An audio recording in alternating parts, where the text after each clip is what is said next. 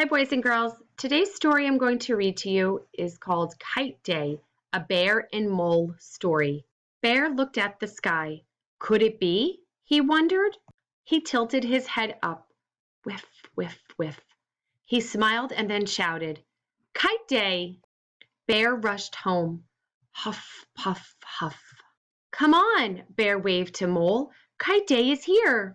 Bear collected, Mole studied. Bear snatched. Bear measured and cut. Mole drew. They both constructed. Finally, they raced outside into the meadow.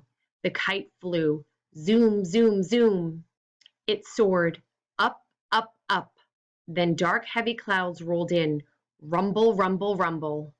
The breeze grew into a gust. Then, snap, the kite string broke. Away, away, away spun the kite. Oh, no, screamed Mole and Bear. Down, down, down plunged the kite. Save that kite, shouted Mole. The two ran. Hurry, hurry, hurry, urged Bear. Mole stopped. He tilted his head up. Splat, splat, splat. Rain pelted the broken kite. Look, cried Bear. Oh, sighed Mole. Chirp, chirp, chirp, squeaked the chicks.